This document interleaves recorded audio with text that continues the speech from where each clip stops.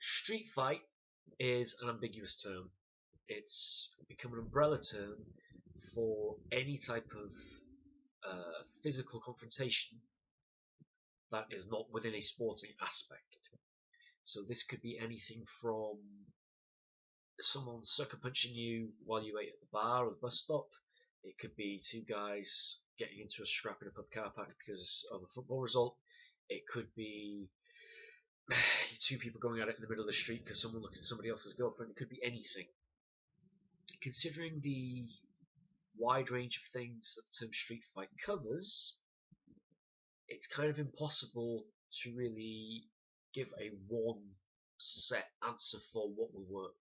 So when you see people saying, with their self-defense clubs and martial arts advertisements, when you fear no man in a street fight and all this nonsense, well, if a police officer has to tackle somebody who's committed a crime, if a bouncer has to defend themselves from a drunk coming at them with a bottle, if somebody steps out of a takeaway and just decides to challenge you, on a Friday night because they don't like the team shirt you're wearing, those three things would all come under the umbrella term of a street fight.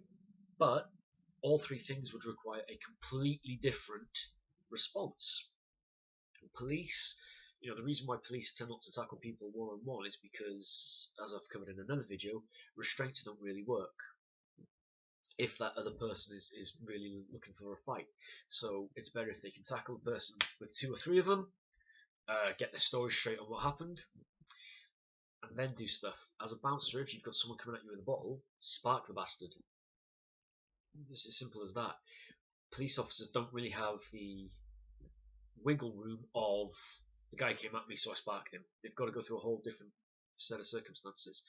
Again, if you're on the door working any type of security, and of course you should always have your badge on display, you then get investigated, and while you're being investigated your badge is suspended, so you cannot work while you're being investigated.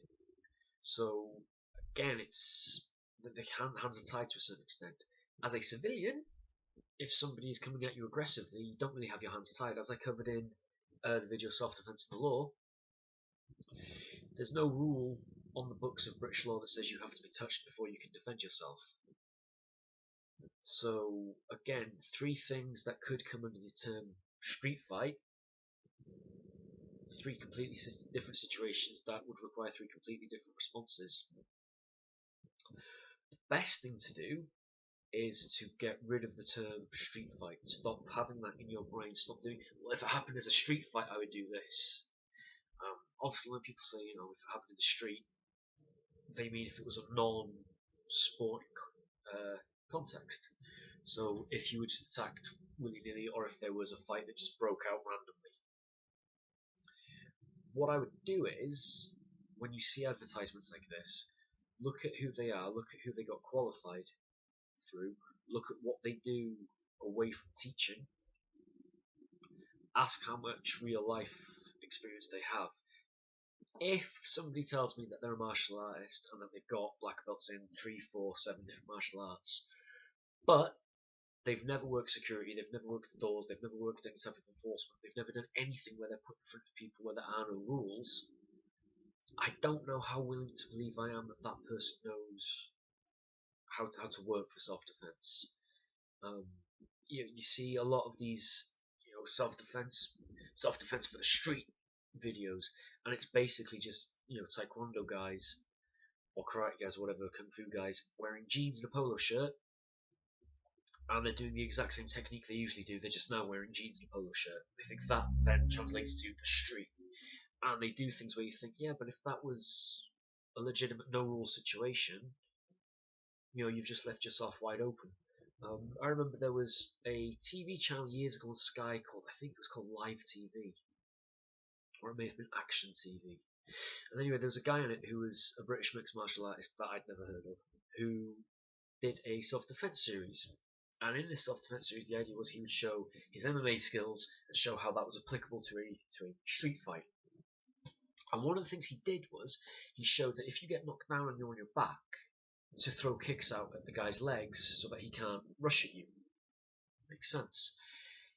He says when he's doing this, when he throws the kicks out, he doesn't kick at the knee of the attacker because that's an illegal move. So that there shows the mindset is wrong. He's looking at doing an MMA technique in jeans and a shirt on a pavement. If someone's coming at you, I would absolutely go at their knee. How is that illegal? Because there is no rule book in a street fight. So this is the thing that they get wrong when they say it's for the street. Street fight is a very ambiguous term. It covers a lot of ground. Look at who they are. Look at what training they've done. I mean, that guy, he may very well have been a very, very competent, good mixed martial artist. I can't remember the guy's name. If you do remember the guy's name, feel free to leave a comment. But he was showing MMA, but MMA, as MMA is within the rules and confines and shackles of MMA sporting contest, happening outside on the street. So that doesn't work. It doesn't translate. Because again, if you're on your back and you're kicking up, go for the front of the kneecap. It doesn't take a lot of force to break or to do some serious damage to the knee. Also, because you don't get hit on the kneecap too often, if you can really belt someone there, it's a psychological thing where they think, oh hell, I'm going to get damage to you. You might not actually completely snap the leg, but at least you're keeping them at bay properly. To say don't aim for the knee because it's an illegal technique is stupid. It shows the mindset is right of where he is at that time. So I don't want to go too long with this video, but that's just keep in mind when people say phenomen in a street fight or who would win in a street fight, or what are you actually talking about? Because different scenarios, different circumstances. There's certain things with off the fence, straight right, boom, drop the bastard. Always going to work. If you land it, it's always going to work. You can't really do that at a wedding or a christening. You tend to get the blame if in a wedding or a christening you smack someone, even if they really deserved it, you tend to get the blame. So, when someone says this technique to win all street fights, well, would a wedding and a christening come under it? It's not a sporting activity. It's not a it's not a one-on-one fight where we've both agreed to do it. So it's still under every scenario of what self-defense is. We just happen to be wearing quite nice clothes at the time. So it's just something to think about. Don't be taken in when people say street fight. If you are going to say who'd win in a street fight between Mike Tyson and Chuck Liddell is going around right now, who'd win in a street fight between those two in their prime? Well, what exactly are we considering to be a street fight? Um, there's different mindsets, different things.